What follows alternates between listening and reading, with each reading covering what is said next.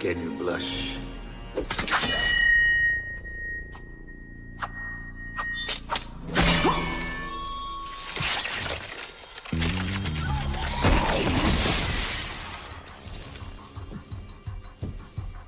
Hey, kid.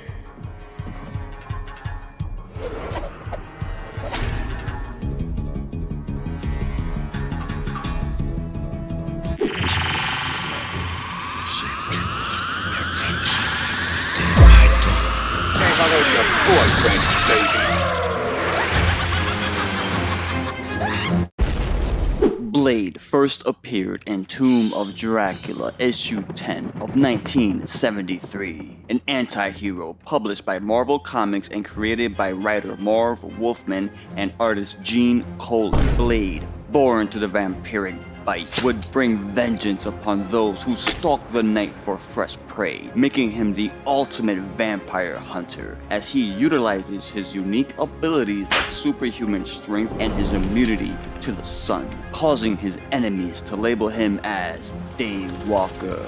Trained by the mysterious hunter Whistler, Blade would bring fear to the creatures of the night. In 1998, New Line Cinema would release the first feature film to feature Blade, introducing the character to a more casual audience who, at the time, were starved for a more mature take on the modern superhero. Wesley Snipes would reinvigorate the character, initiating Marvel to adapt Snipes' redesign into the Marvel comic universe. Blade would be the one to save Marvel financially, leading the way for films featuring Spider-Man and the Incredible Hulk to come into fruition. Not to mention a little film called The Avengers. Labeled a hard R, Blade would quickly captivate audiences with its over-the-top gore and violence and its memorable music score that fans still love to this day. In 2002, director Guillermo del Toro would follow Blade with a proper sequel, Blade 2, bigger and better in almost every way. Blade 2 introduced even more horror and gore into the franchise. The film stars Wesley Snipes returning as our hero Blade, Chris Christopherson as Abraham Whistler, Ron Perlman as Dieter Reinhardt, Luke Gross as Jared Nomak, and Norman Reedus as Scud. With a new virus infecting vampires, this pandemic mutates its victims into bloodthirsty creatures whose infectious bite turns vamps and humans alike. Blade is forced to play nice with the Bloodpack, a renegade group of vampires who share the same mission to end this pandemic and save all of vampire and humankind from extinction. Great Scott! We have another episode of the comic book horror show here on Horror Fiend TV. And this is a special one. They've been on here before, but this is the first time the three of us are actually together to talk about comics. First up, JR, how you doing? Hey, man, let's get ready to sink our teeth into this one. Was this one better than the first? Well, definitely was better than the third.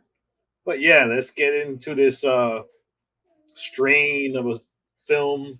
See if it left its mark or was it just another blah. What's up, P-Rock? Almost said Salute. the name, but salute. Appreciate for having me. Yeah, so I forgot where I was at when you mentioned it. So yeah, Blade 2 is one of my. I think I actually, in my opinion, I felt Blade 2 was better than the first one. I liked a few more things in part 2 compared to part 1, but to me it was good. I enjoyed it. Definitely better than part 3. Oh yeah, I mean, like part 3 was just supposed to be just for fun. So this movie introduces us to basically a virus that is going to end up being a pandemic. And the virus affects not just human beings, but vampires. However, it does something to these individuals once they get bit. So what do you think of the Reaper virus and basically what it did to the humans and the vampires? Well, it's funny because like when you watch the first Blade, you had Deacon Frost want to become a god in order to elevate the vampires. And this is kind of the same thing in a way, but the strain was originally created to take away all the weaknesses of the vampires and just leave them with the strengths. Now, to top it off, it actually made a bone encasing over their heart to, that way they can't get impaled by wood, whatever, to kill them. So what it actually was it was made to make vampires even beyond immortal and invulnerable to everything. But unfortunately, just like anytime somebody plays with genetics, it always goes wrong. And what they end up creating were freaking meth heads, but with the Reaper virus. So in order for them to, continue living, they had to basically, you know, feed daily. Because if they did not feed daily, then eventually they die. What the ironic twist of it was that even if their body dies, their heart still lives on and it can still feed on blood. Just like any movie, the sequel's always going to be highway expectations. And what this one did was elevate the sequel to, like we said earlier, you could argue that Blade 2 is better than Blade 1 because you have a more well-rounded storyline. What about you, P-Rock? What do you think about this Reaper virus and the actual Reapers once they started wreaking their havoc? There's a lot of big words you used there. I like that. That's pretty cool. It just rolled out too. I'm not gonna. Yeah, I know. You rehearsed it in the mirror for like 5 times. I did not rehearse that. Honestly. Not you. No, him. No. Him. It was more JR too. But he was like, no. It's both of y'all, but more JR. No, that just literally just rolled out. So I was gonna ask you that. Like, was that a side effect from the Reaper effect? Like when they had the little predator-looking thing where their mouth opened up, and that, like, was that intended? Because they weren't like that before. They were just regular vampires, weren't they? If I remember correctly. Yes, and humans. I think it's just one of the genetic things that basically changes once you become infected by them. Well, and JR had mentioned about, the main guy. So it turns out that at this point, leader of the vampire, I'm going to call it a mafia because, they passed out rings. You had to live by like the code of like a mafia. So they actually were creating the individuals in order to better vampire kind and elevate them. And in doing so, created Jared Nomak, who I looked it up, wasn't in the comics. So this was another original character, which is really good to see in a comic book movie, because if you bring somebody that's well known to everyone, you're going to get comparisons. When you introduce a new character, and I think they did put him into the comics eventually, but I don't know if it was Guillermo who created the character or the writer that came up with it. Either way, it was, as you're watching it, he was, the antagonist, but then you're realizing that he's actually was a victim in all of this and is just really pissed the fuck off. So, JR, going to kick it back up with you again first. So what'd you think of Patient Zero, Jared Nomak? Well, it's funny because the guy who portrays Nomak sure loves to kill fathers and sure has a thing for royalty, because if you remember, he was Prince Nuada in Hellboy 2. Was he really? Same actor. He was Prince Nuada in Hellboy 2. So explains why I like him even more now. Oh yeah, and then to top it off, daddy issues, because in Hellboy 2 he kills his dad, and it's almost you can see the similarities in that too. But yeah, here you had the son of the all powerful vampire lord, whose family descended on generations, who created the strain, and Nomak was the actual first one to be semi-successful. Yep. But in reality, what he ended up doing is he ended up poisoning his son to the point where Nomak, I mean, do you remember how he was introduced in the film? He was getting checked out. I think he was trying to get information to find out where dad was, but he walks into a clinic for them to check what if you're sick, I guess, or your blood types. He actually went into a vampire blood bank to donate blood. So that was the beginning. That was the beginning sequence. So he was sitting next to the guy who was a junkie, who asked him, "Hey, is this your first time donating and giving blood?" He's like, "Yeah." So when he went is when he attacked, the other 3 vampires, and there's that scene where he bites the blood. He looks at the camera and he goes, "I hate vampires." So that kind of threw you into a loop at first because you didn't know exactly how he got this virus and how it worked. But what I like about his character. I mean, if you watched Hellboy 2, Prince Nawada, you know the fight scenes were spectacular. What about you, P Rock? What do you think of Nomak? Man, I thought Nomak was way better than Deacon Frost. This is the main reason I enjoyed the second movie more, because I thought he was a better villain, or antagonist, you guys say. But it makes sense now. Like I said, I didn't know Guillermo del Toro made this movie, so if he didn't create the character, I'm pretty sure his say on the character look affected how the final result of the actual character of Nomak. And that right there probably explains, because I like more about Nomak with just his overall look, man. You guys know I love fucking Gambit, so trench coat with the freaking crazy eyes, with like that weird like predator open mouth and stuff like that just took me right away right there, man. I was like, oh, that's like a freaking walking kaiju right there. So I love him right away from the get go. And then not only that, like just his voice too, the voice he used when he talked and stuff, and especially when he got upset about certain things. I do remember those scenes, and the fighting scenes were way better than Deacon Frost fighting scenes, man. Like he whooped some ass in that movie, man. With Deacon, I mean, what was it, like maybe 2 fights in here? Whereas, Blade and him met up more than once, and he basically, Nomak kicked fucking ass. He was very strong. And the thing is, he went from being the villain antagonist to the protagonist because he didn't kill Whistler. He told Whistler, this has been a whole other thing that you don't know about, because ultimately it was that they wanted to capture Blade because they need Blade's blood. One of the last things they need to get rid of is the sun. That they still, even though they have now evolved them, they're still subject to burning in the sun. So when Nomak left Whistler to live and told him, you need to tell Blade, and then he whispers his father's names, and you realize that he's now basically saying, hey, I'm not doing this for no reason. You guys are fighting me, but you should know that they're going to fuck him over, and which is exactly what ended up happening. So he went from basically being the bad guy to being a good guy in the end, to then being bad guy again, because, he eventually had to fight Blade on that. But what they remember too, or kind of think about, is he was just learning about his powers, getting his full. That wasn't his full potential. Like if he would have survived this, or they would continue with him, he would have been a lot more powerful. Way better villain than part 3. The fact that you say character, the fact that he was able to freaking like give us emotions through the prosthetics and the makeup, and as ugly as he looked, that's what I liked about him too. Like his emotions were more prominent than they were compared to Deacon. But yes, speaking of characters, you're a dick.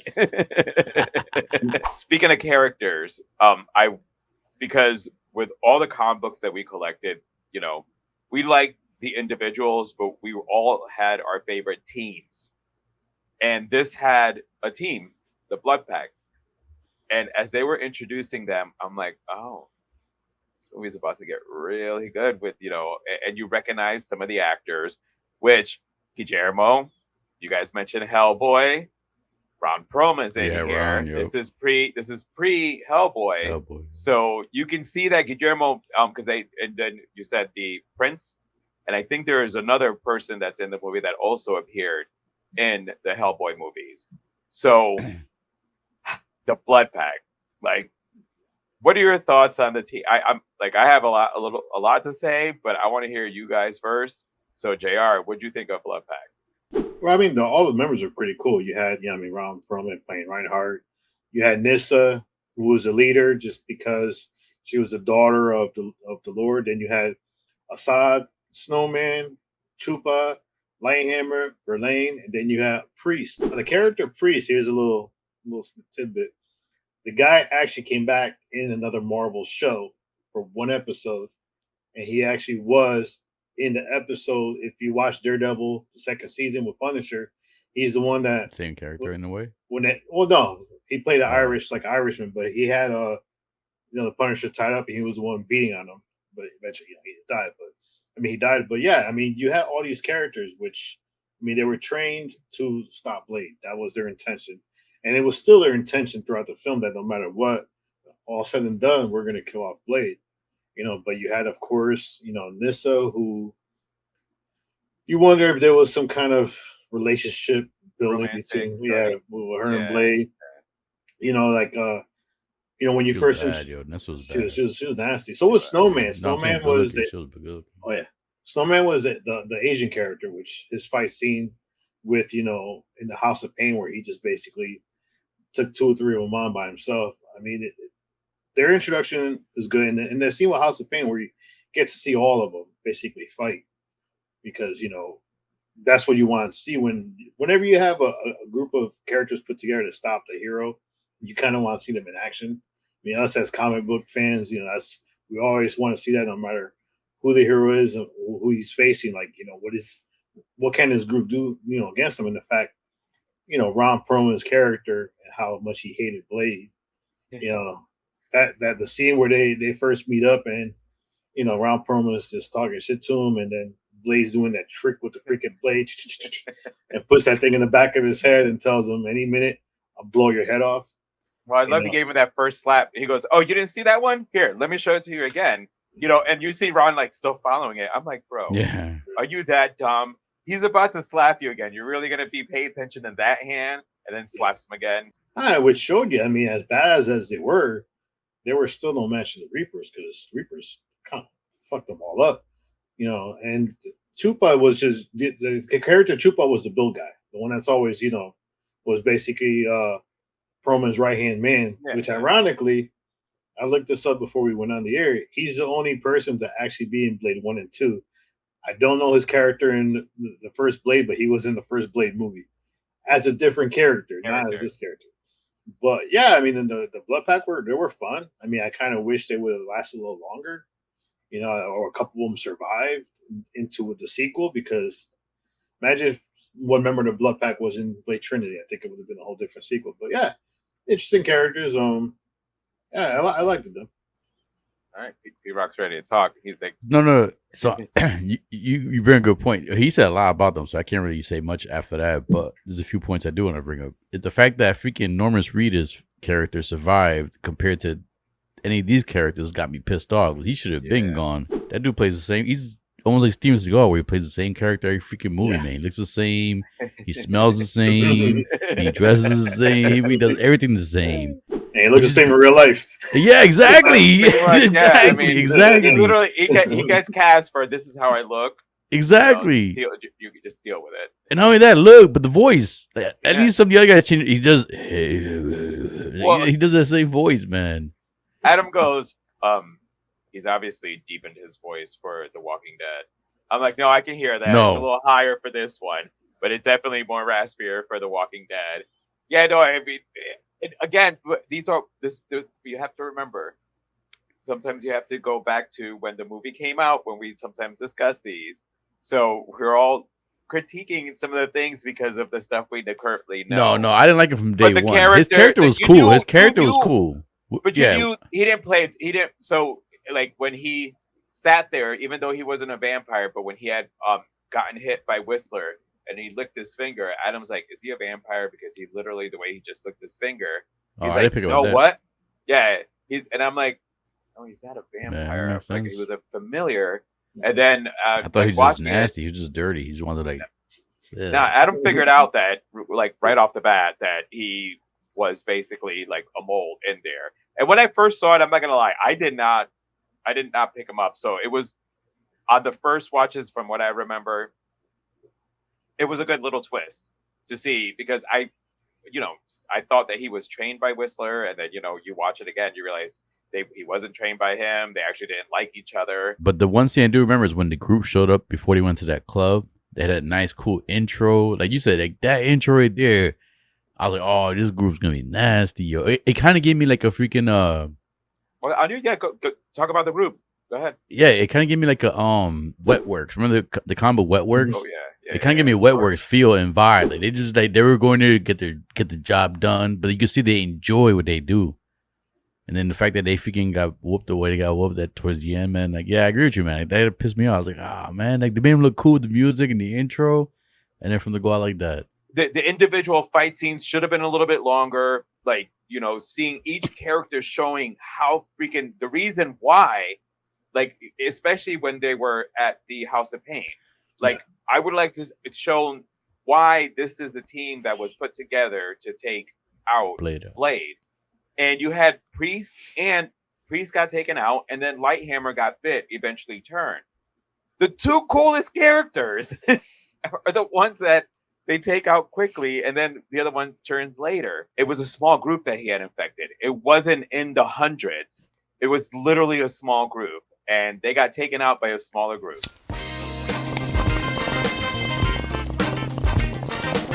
It's a winner! All right, so let's go ahead and wrap this one up, because we've taken quite a few bites and chunks out of it. And if you are watching and this is your first time, our rating, we use the mutant powers here. So 1 is Epsilon.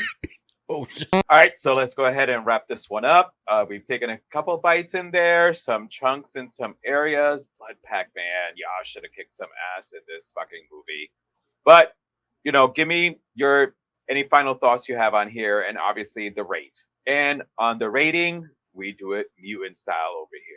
So 1 is Epsilon, 2 is Beta, 3 is Alpha, and 4 is Omega. JR, I'm going to start with you. All right, so right off the bat, I'm going to tell you it's the Alpha. The reason I'm not giving it an Omega is because I didn't want a subtle romance between Nyssa and Blade. I could have did without that. I wanted more of the Bloodpack. I feel like what they should have done in this film is made it a two-parter. If you're gonna have Nomak as a villain, carry him over to a sequel, and then you could have actually brought in the character of the daughter of Whistler, and then you could have brought in Hannibal King, because then you would have had a better storyline. So if you would have extended this into 2 films, especially with Guillermo del Toro at the helm, it would have been a better film because we would have had the full Bloodpack scenes that we wanted. Good storyline, good special effects, a lot of good special effects. There's things in this movie that are still good. It was bloodier than the original, because a lot of the scenes with the Reapers attacking was amazing. And this is why I feel like it should have been a two-parter, because you could have carried over a little bit more. Because the fact that you have that whole apocalyptic feel, if the Reapers would have basically kept going, I kind of wanted. We talked about the strain. It would have been cool to see him going that far, and then where Blade needed the help of others to basically stop this. So introducing Hannibal King. Yeah, Hannibal King and the daughter of Whistler. Yep, the Midnight Suns. So you would have had a better storyline. The acting was good. I mean, it is good script. Guillermo del Toro, the guy's amazing. He rarely has a miss, and if he has a miss, you don't even notice that it was a miss, to be honest. All right, so I'm gonna agree with JR Alpha. So I'm gonna go Alpha too, because I agree. If you continue this to like maybe not like a 2-part, but like some kind of continuation, at least have some members of the Bloodpack like survive, and then have this dude as the same villain compared to the villain they had in the 3rd movie. Like I said, mentioned earlier before, like if he had like full potential of his powers, or at least a better understanding of his powers, he would have been stronger of that fake Dracula that they supposedly had in part 3. So, and then that would have made more sense too of why Blade needs more help. Like he'll reach out to Jessica Biel's character and Ryan Reynolds' character. I forget their names in the movie.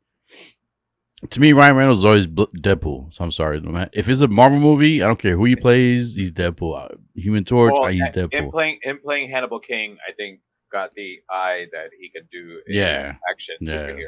I'm also an Alpha, and a lot of it has to do because of the handling of the Bloodpack. And I'm gonna say, kind of like go upon what JR said, that so we could have had the first encounter with Nomak happening at the House of Pain.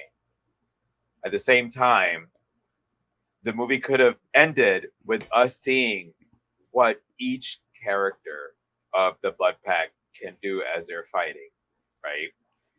And that's when maybe Nomak stops Whistler to tell him hey, this is what's going on, and whispers it to him, with Whistler knowing this ahead of time, keeping an eye on things. And then, you have Blade get captured. Maybe at this point have killed off a couple of the Bloodpack, not the two that kind of went.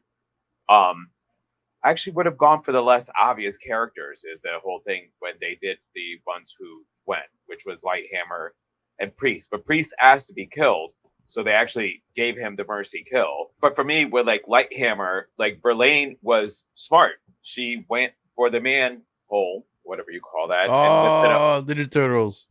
She lifted up the top, the sun came in, and she sacrificed herself to stop him because she knows this motherfucker is strong and he's infected right now.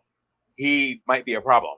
So I would have actually, and then introduce at that point, because then you would have had the fact that they're dealing with Nomak. You would have had, Nomak still continue as the villain. Whistler hearing basically what Nomak said, contacting his daughter, bringing in the Midnight Suns. So you got the Midnight Suns, then you have Bloodpack, and you would have gotten a really good fight between the Midnight Suns and Bloodpack. All right, but before we wrap it up, like if there's any last little sparkle of thoughts in your brain right now, anything you want to say? To me, man, like it was so hard for me. I wanted to say House of Pain, but when I think House of Pain, I think jump around, jump around, jump up, you can't get down. Yeah, I literally thought the same thing too. When I heard you guys do, I wanted to do that, but I couldn't. I was like, I can't do it. I thought the same thing when I watched the fucking movie. They were like the House of Pain. I'm like, jump around. Yeah, like automatically. I remember those days, yo. Oh yeah, my brothers. Thank you so much for coming on here. Like, honestly, it's the first time all three of us are together to talk about a movie. When I talked to Rick about coming up with this show, the knowledge that I have is only because us three, we all collected different series, but when you read that issue, we then traded with each other. So we all know the same knowledge in comic books. Like, this is like the fucking Trinity in comic book knowledge right here, which includes both Marvel, Image, and DC. So make sure to hit the subscribe button if you're already not following us. We have a lot on this channel. If you are following us, hit that follow so you can see what we got coming up. And until next time, we are out. Dale. Brrr.